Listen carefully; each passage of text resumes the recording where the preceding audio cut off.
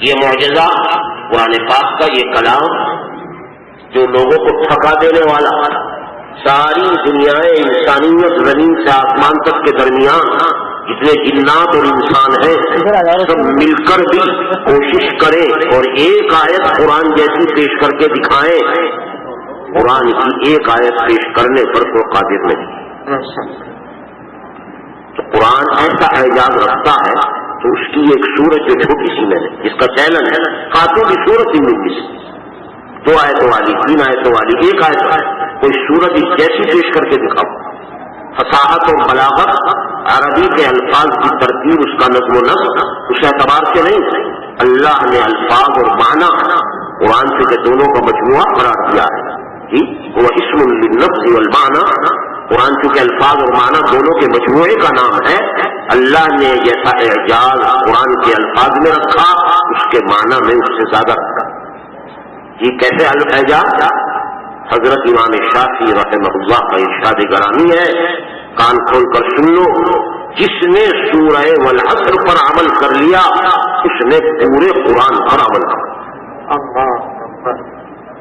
سورہ والعصر جو ابھی آپ نے ہر بچہ سنا سکتا، 1 منٹ میں پڑھی جا سکتی ہے پوری سورت میں 3 ہی آیتیں ہیں صرف، والعصر ان الانسان لفی خسر، اور تیسری آیت آخری جس میں اصل نسخہ ہماری آپ کی ہدایت کا بیان کیا گیا، 3 مختصر سے یہ سمجھیے 3 کلمے ہی کہہ لیجیے، والعصر تو ایک ہی کلمہ، اتنے مختصر کلمات پر مشتمل ہونے والی صرف 3 آیتوں والی سورت کے بارے میں حضرت امام شافعی جیسا امت کا بڑا امام، جن کے ماننے والے دنیا میں لاکھوں کی تعداد میں آج 1400 برس بعد بھی موجود ہیں، فرماتے جس نے سورہ والعصر پر عمل کر لیا پورے قرآن کی طرف سے اس کو اس سورت کا، تو پورے قرآن کا کیا عالم ہو؟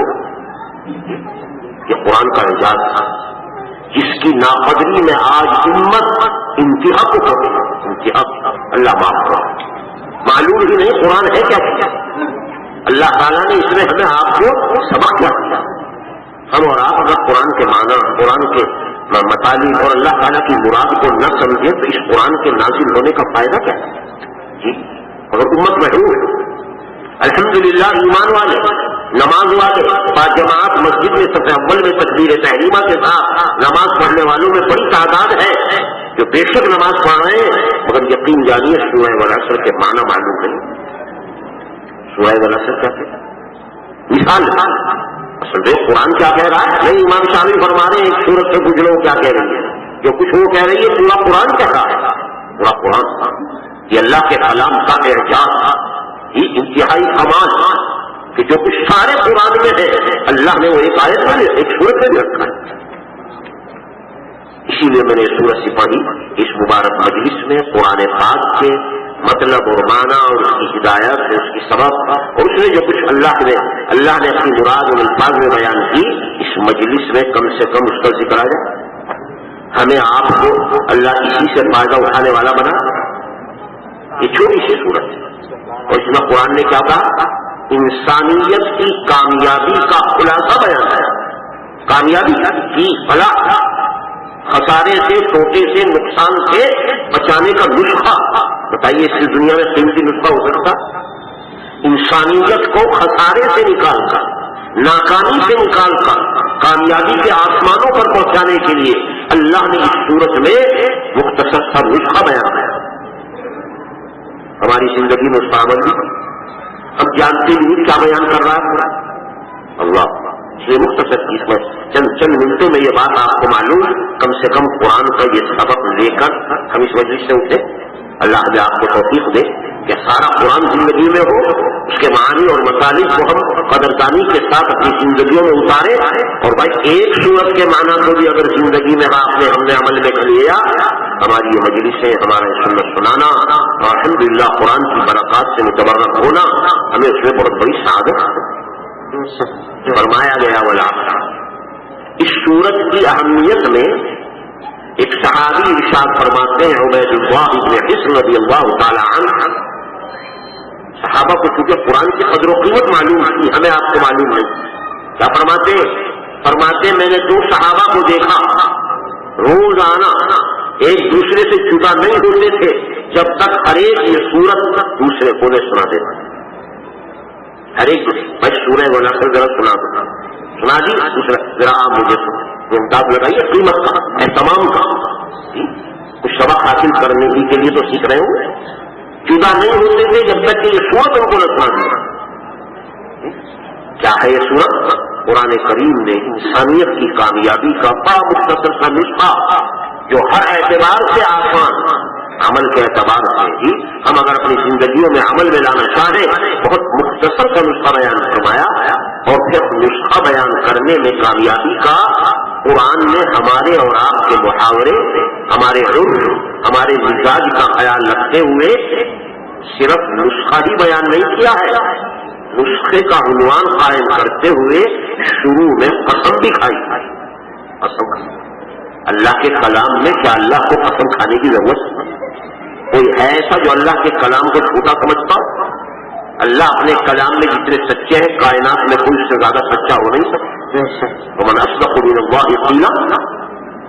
کلام کی صداقت، کلام کی حقانیت اور کلام کے قابل عمل کی تاکہ لوگ اس پر آسانی سے عمل کریں اور شوق و ولولہ پیدا ہو. ہم آپس میں جب اس طرح کے کلام بات چیت کرتے ہیں دوسرے کو یقین دلانے کے لیے قسم کھاتے ہیں. یہاں اللہ ہمیں سنا رہے ہیں جن کے بارے میں کسی ایمان والے کو شک و شبہ بھی نہیں ہو سکتا کہ اللہ تعالیٰ اپنے کلام میں نعوذ باللہ جھوٹ بول رہے ہیں. مگر پھر بھی ہمارے آپ کے مزاج کا خیال رکھتے ہوئے اللہ نے یہ مضمون انسانیت کی کامیابی کا مختصر سی آیتوں میں الفاظ میں قسم کھا کر گیا. اعوذ باللہ من الشیطان الرجیم بسم اللہ الرحمن الرحیم والعصر. یہ قسم ہے، قسم ہے زبانی قرآن کا. سبحان قرآن کا چونکہ اعجاز ہے اور آپ قرآن پاک کے کمالات اور قرآن پاک کے اللہ کے کلام ہونے پر ایمان و یقین رکھتے ہیں. ہمیں آپ کو شاید موقع بھی بہت کم ملتا ہو قرآن کے حقائق اور معانی کے سننے کا ان مجلسوں میں. اس لیے میری درخواست درمیان میں جملہ معترضہ کے طور پر ہمیں جتنے ذمہ دار حضرات یہاں موجود ہیں کم سے کم دینی تقاضے کے پیش نظر ایسا ضرور کرنا چاہیے کہ اپنے اپنے محلے میں اپنے مسجد کے امام صاحب کو اس طرح متوجہ کیا جائے کہ وہ ہمیں نماز کے بعد تھوڑی دیر قرآن کی تفسیر قرآن 10 منٹ 15 منٹ کم سے کم محلے میں لوگ جو ایمان والے ہیں نماز پڑھنے والے ہیں اور اتنے مشغول ہیں کہ ان کو مدرسوں میں جا کر مجلسوں میں پہنچ کر درس کی اور تدریس کی اور تعلیم کی موقع نہیں ملتا قرآن سے فائدہ اٹھانے کا، مگر وہ مسجد میں پہنچ کر تو قرآن سے فائدہ اٹھا سکے. کم سے کم اتنا کیا ہے ایک ہی سورت ایک ہی آیت کا ترجمہ 20 منٹ اگر مسلسل چلتا رہے پورے قرآن کا ترجمہ سننے کا اللہ اس کے ذریعے موقع دیتا ہے، اس سے فائدہ اٹھاتا ہے. تفسیری پروگرام قرآن پاک کی تفسیری خدمات ہر زمانے میں علماء نے کی ہے اور قرآن تو میرے بھائیوں آیا اسی لیے ہے کہ اس کے معنی کو سنا جائے سمجھا جائے اور عمل کیا جائے. قرآن پاک میں اس سورت کے اندر اللہ تعالیٰ ارشاد فرما رہے قسم ہے زبانی تمام انسان دنیا میں جتنے ہیں اول سے آخر چھوٹے ہو یا بڑے کسی طبقے سے تعلق رکھنے والے تمام پوری انسانیت تمام انسان سب خسارے میں قسم کھا کر کہہ رہے ہیں اب تعالیٰ کیونکہ جانتے ہیں نا ہم اور آپ جیسے کمزور ایمان والے کہ ہمارے یہاں تو معمولی سی دنیا کی مادی طاقت قوت کسی کے پاس آ جائے سمجھتے ہیں سب سے بڑا کامیاب یہی ہے کہ دولت آ جائے حکومت آ جائے اور کسی طریقے سے مادی شکلوں اور صورتوں میں کامیابی نظر آ جائے. کارخانے والے فیکٹری والے اور اپنا بینک بیلنس رکھنے والے اور دنیا میں جس طرح کے طبقات لکھپتی کروڑ پتی اور ارب پتی لوگ ہم سمجھ رہے ہیں بہت کامیاب جی اور اس کامیابی کی دوڑ میں ہم بھی لگ رہے ہیں ہمیں بھی مل جائے. آپ نے ایمان پڑھا کون بنے گا کروڑ پتی روزانہ اخبار میں نعوذ باللہ یہ تو نہیں ملتا کون بنے گا ایمان والا جی کون بنے گا دیانتدار کون بنے گا انسان بننے کی فکر نہیں ہے کروڑ پتی بننے کی فکر کون بنے گا کروڑ. اللہ میاں بتا رہے ہیں آیت میں اور بتا کس طرح قسم کھا کر اللہ قسم کھا کر کہہ رہے ہیں قسم ہے زمانے کی کروڑ پتی سے پڑھ کر کوئی اگر ارب پتی ہے سب خسارے سب چھوٹے سب نقصان میں اللہ نے قسم کھا کر رکھا.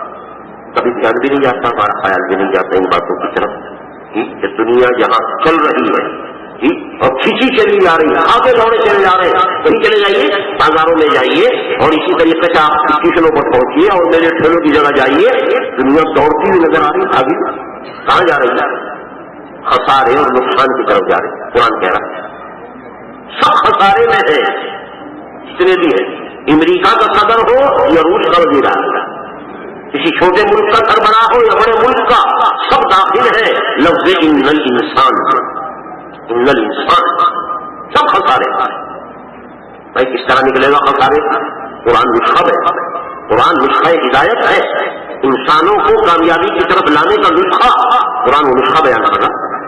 کامیاب ہونا چاہتے ہو، خسارے سے نکلنا چاہتے ہو، بس خسارے سے نکلنے والے انسان وہ ہیں جو ہماری صرف اس ایک آیت میں بیان کیے ہوئے صرف 4 باتوں پر عمل کرنے والے بن جائیں۔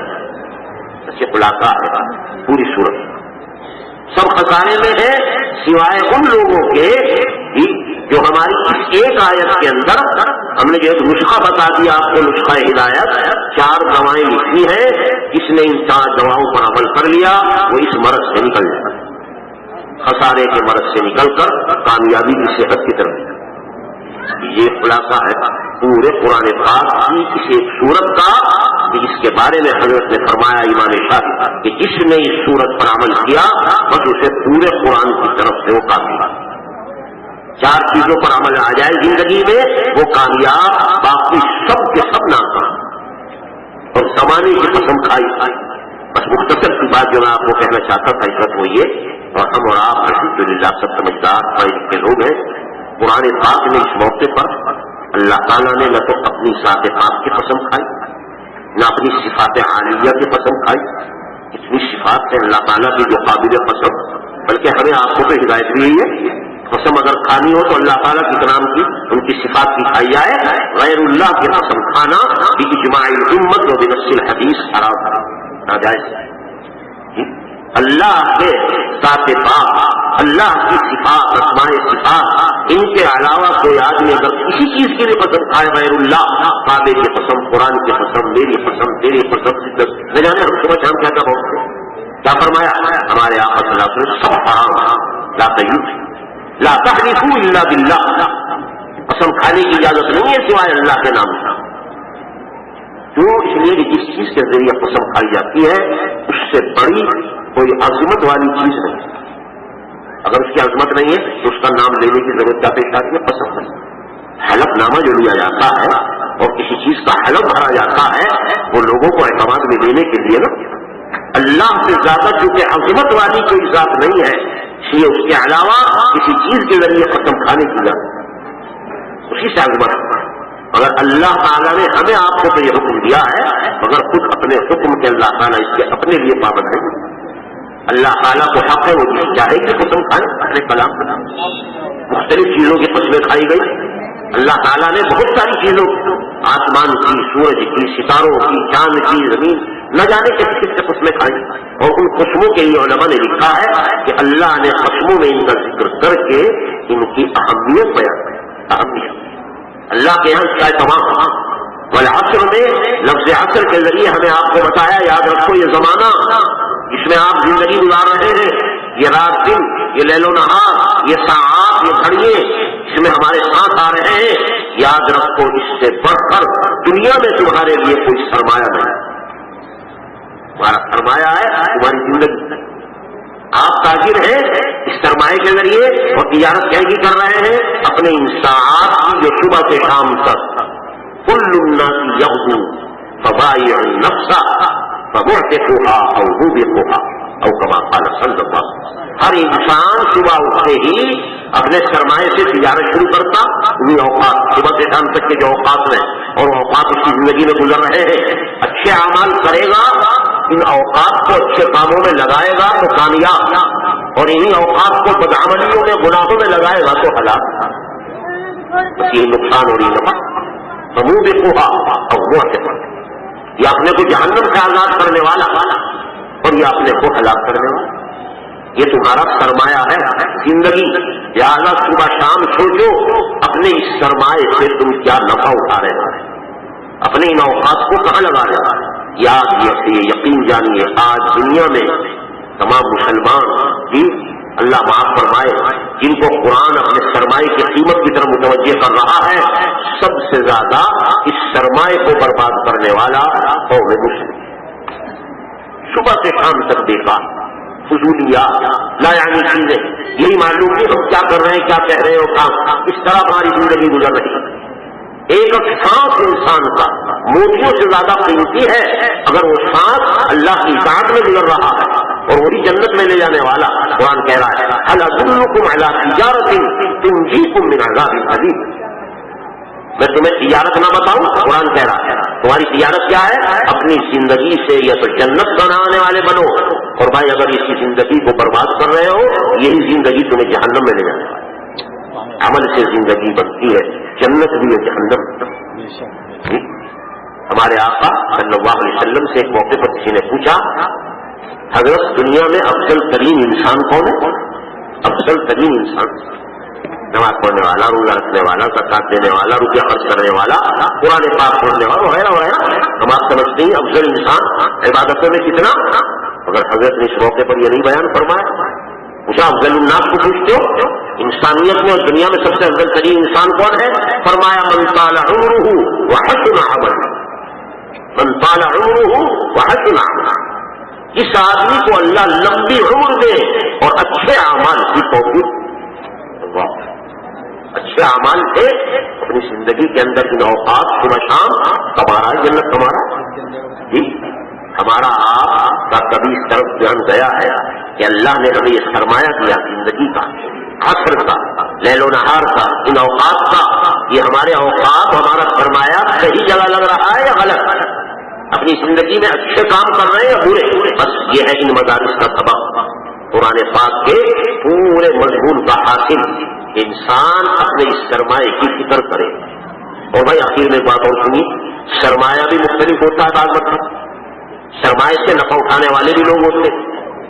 سرمایہ اگر کسی کا منجمد ہے، جمع ہوا، ٹھہرا ہوا، رکھا ہوا، آدمی سوچتا ہے اٹھا کر رکھو گودام میں، 6 مہینے بعد شاید کچھ مہنگائی بڑھے تو کام آ جائے، 100 کے 200 ملیں گے، 1000 کے 2000، جی۔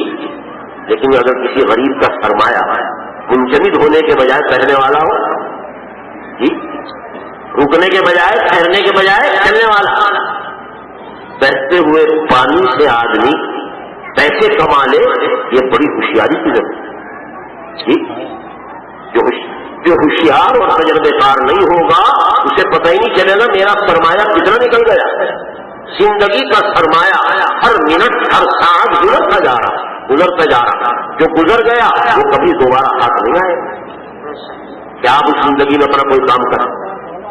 غافل تو یہ گھڑیال یہ دیتا ہے منادی، گردوں نے گھڑی عمر کی ایک اور گھٹا تھا۔ زندگی کی جو ساتھ نکل گئی اب یہ واپس نہیں آئے، نہ ہم اس میں جنت کمانے والے بنیں گے، نہ جائیں، جو گزر گئی، آگے کی فکر کر لو۔ اس لیے قرآن اس سرمایہ زندگی کی طرف متوجہ کر کے آپ کو بتانا چاہتا ہے کہ ذرا ہوشیاری سے کام لو، اپنی زندگی سے نفع اٹھانا ہے تو گزرنے سے پہلے اٹھا لو، اور جو وقت گزر گیا بس وہ نکل گیا، وہ دوبارہ ہاتھ آنے والا نہیں۔ جی ایک آدمی میرا انداز لگائے تھوڑا سا کہ اگر سرمایہ میرا بچنے والا نہیں اور یوں ہی نکل رہا ہے اور بہ رہا ہے تو مجھے ملے گا کیا سرمایہ؟ ایک بزرگ جا رہے تھے، راستے میں دیکھا کہ ایک برف کی دکان ہے اور برف کی سیلیں لگ رہی ہیں، لوگ آ رہے ہیں، گرمی کا موسم میں برف خرید رہے ہیں، تو بزرگ وہیں کھڑے ہو گئے۔ مرید انسان حضرت یہاں کیا کر رہے ہیں؟ برف کے دکان پہ کھڑے، دیر تک کھڑے۔ لوگوں نے پوچھا حضرت یہاں کس لیے کھڑے ہو گئے، کیا کام کرنا تھا؟ فرمایا سورہ والعصر کی تفسیر دیکھا ہوں، سورہ والعصر کی تفسیر دیکھا ہوں۔ اللہ اکبر۔ یہ برف جو اس پر فرمایا ہے کہنے والا، شام تک اگر سیلے بیچے گا تو پیسے مل جائیں گے، اور اگر پانی میں نکل گیا کل کو کچھ ہاتھ آنے والا نہیں۔ اللہ کچھ ہاتھ آ جائے؟ ذرا آپ نے سوچا کبھی زندگی کے ایام اور ساعت کے بارے میں تھوڑی دیر کے لیے؟ میرا یہ دن گزرا تو میں نے کتنا کمایا؟ اسی لیے علماء امت نے لکھا ہے ہر مسلمان کے لیے ضروری ہے رات کو بستر پر لیٹ کر یہ سوچے تھوڑی دیر کہ صبح سے اب تک کا میں نے وقت کہاں ضائع کیا، کتنا کام میں آیا، کتنا نہ، کتنے لوگوں کو فائدہ پہنچایا، کتنے لوگوں کے لیے میں نفع کا ذریعہ بنا، کن لوگوں کی میں نے کچھ خدمت انجام دی، اللہ کے حقوق ادا کرنے میں میں نے کتنا کیا، میں نے نماز پڑھی نہیں پڑھی، میں نے اللہ کا نام لیا نہیں۔ اللہ تعالیٰ نے ایمان کے شعبے دیے ہیں، وہ حسبہ نفس روزانہ سوچے یہ میرا وقت کہاں گزر رہا ہے، اگر صحیح گزر رہا ہے تو قرآن کہتا ہے یہ کامیاب تھا جی، اور اگر یہ گزر رہا ہے نعوذ باللہ ان اعمال سے جس آیت میں بیان کر دیا گیا، جو آدمی اپنے سرمایہ زندگی سے ان اعمال میں حصولیابی نہ کرے خسارے میں، الا الذین آمنوا وعملوا الصالحات وتواصوا بالحق وتواصوا چار یہ چار نسخے کے چار اجزاء، دیکھو یہ چار عمل کر لو اپنی زندگی میں، جس نے اپنے سرمایہ زندگی کو ان چار کاموں میں لگایا صرف وہ کامیاب ہے، ورنہ سارے انسان خسارے۔ الا الذین آمنوا ایمان، اللہ کی سب سے بڑی نعمت دنیا اور آخرت کی، اس کے بغیر کوئی نعمت مل نہیں سکتی، اللہ ایمان۔ الا الذین ایمان بنانا، ایمان کو حاصل کرنا، اپنا یقین بنانا، ایمان والی مجلسوں میں جانا، ایمان والے ماحول میں آنا، کم سے کم مسجدوں کے اندر اپنی زندگی کا رخ کرنا، اس سے ایمان بنتا۔ حضرت عبداللہ بن مسعود رضی اللہ تعالیٰ عنہ صحابی ہے بہت بڑے، اور صحابہ کا جو ایمان ہے ہمیں آپ کو معلوم ہے، ٹھیک، صحابہ کے ایمان کا ہم آپ تصور کر سکتے ہیں۔ کیا فرمایا گیا؟ الایمان فی قلوبہم اعظم من الجبل، جن کے دلوں میں ایمان پہاڑ سے زیادہ وزنی تھا۔ کیا فرماتے حضرت عبداللہ بن مسعود اپنے شاگردوں کو مجلس میں بٹھا لیتے تھے، فرماتے تھے اجلس بنا نؤمن ساعۃ، اجلس بنا نؤمن ساعۃ، آ جاؤ بیٹھ جاؤ تھوڑی دیر ایمان تازہ کرو، ایمان۔ تو بھائی ہمیں آپ کو کبھی خیال آتا اس ایمان کے تازہ کرنے اور کسی مجلس میں بیٹھ کر ایمان والی باتیں سن کر ایمان تازہ کرنا، ایمان میں طاقت آتا، ایمان میں قوت آتا، ایمان بڑھتا۔ قرآن کہہ رہا ہے یہ ایمان بڑھانے کی فکر کر لو تھوڑی سی۔ وعملوا الصالحات، اور ایمان نے جو اعمال بتائے، نماز، روزہ، زکات، حج، اللہ تعالیٰ کے حقوق اور بندوں کے حقوق، جی بندوں کے حقوق، معاملات، کسی کا حق ذمے میں نہ رہے، حق ہر ایک کے حق کی ادائیگی کی فکر، یہ عمل صالح ہے۔ جو لوگ ایمان والے ہو اعمال صالحہ، دونوں کا تعلق اپنی ذات سے، اور بھائی دو چیزیں اور ہیں جن کا تعلق دوسروں سے، اپنی ذات سے نہیں دوسروں سے۔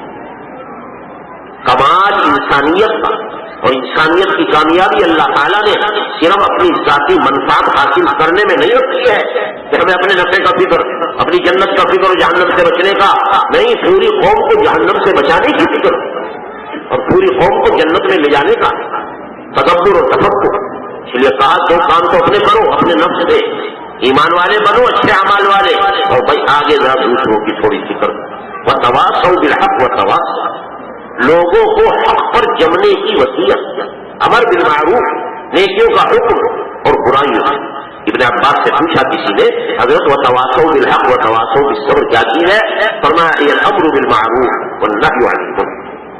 جی ہمیں آپ کو شاید کبھی خیال ہی نہیں آتا، اللہ معاف فرمائے، دوسروں کے لیے تو بہت بڑی دولت ہے کہ ہم امر بالمعروف نہی عن المنکر کریں، ہم اپنے گھر میں بھی کرنے کو تیار نہیں ہیں امر بالمعروف نہی عن المنکر، اپنے بچوں میں، اپنے ماتحتوں میں، جن کا نام نقشہ ہمارے ذمے ہے، جو ہمارے زیر اثر ہے، ہماری ایک بات کو بھی ٹالنے والے نہیں ہیں، ہم دیکھیں اپنے گھر میں کتنا امر بالمعروف کر رہے ہیں، اپنے گھر کا معاشرہ کی آج اصلاح معاشرہ، بڑی لمبی چوڑی تقریریں، بیانات، مجلسیں، کانفرنسیں اور سیمینار، واقعہ یہ قرآن نے بتائے جو کام کر لو اصلاح معاشرہ، اپنے گھر کو درست کر لو، ہر آدمی اپنے گھر کو درست کرنے والا بن جائے۔ شہر میں 1000 مکانات ہیں، ہر شخص نے اپنے مکان کو درست کر لیا، بتائیے 1000 مکان درست ہوئے نہیں ہوئے؟ کہیں کی اصلاح معاشرہ کی کانفرنس ہو رہی، کہیں کا یہ سیمینار ہے، فکر کرنی اپنے گھر کی کرنی۔ ہر گھر میں اگر نیکی آ گئی، امر بالمعروف نہی عن المنکر، سارے گھر معاشرے کی اصلاح والے بن جائے۔ اس چیز کی بھی ضرورت۔ حال ہمارا یہ کہ اپنے گھر کی فکر چھوڑ کر دوسروں کے گھر کی فکر میں پڑ جاتا ہے، دوسرا یوں کر رہا، دوسرا یوں کر رہا ہے، اور بھائی تو کیا کر رہا ہے؟ میرے گھر میں کیا ہے؟ کوئی خیال ہی نہیں ہے، اپنے کو پاک صاف۔ میرے دوست بزرگوں، قرآن کی آیت سورۃ الشفا میں جو کچھ مضمون بیان کیا، یہ پورے قرآن کا خلاصہ ان مدارس میں، ان مکاتب میں، ان مجلسوں میں ہم اگر قرآن کے ان نفسیات کا، ان اسباب کا کچھ تذکرہ کر کے اپنی زندگی میں اس پر عمل کرنے والے بنے، بس یہی ان مدارس سے سب سے بڑا فائدہ اٹھانے والی بات ہے۔ اللہ تعالیٰ ہمیں آپ کو توفیق عطا فرمائے کہ ہم اس قرآنی نسخے پر عمل کریں، دو کام اپنے کریں، اپنے ایمان کو اور اپنے اعمال کی فکر، اور بھائی دوسری یہ کہ تھوڑا سا دوسروں کی اصلاح، دوسروں تک خیر خواہی، دوسروں تک دین کا پہنچانا، دوسروں تک اچھائیوں کا پہنچا دینا۔ اچھائیے پہنچ جائیں اور برائیوں سے ہم روکنے والے ہوں، کم سے کم اپنے گھر تک۔ پھر دیکھیے اللہ تعالیٰ نے اپنے اس کلام پاک کے ذریعے اس کامیابی کا یقین دلایا ہے، پوری قوم اس کامیابی کو حاصل کر سکے۔ اللہ تعالیٰ ہمیں آپ سے توفیق عطا فرمائے۔ آپ حضرات تشریف لائے قرآن کی نسبت سے، اللہ ہمیں اور آپ کو قرآن والی زندگی نصیب کرے۔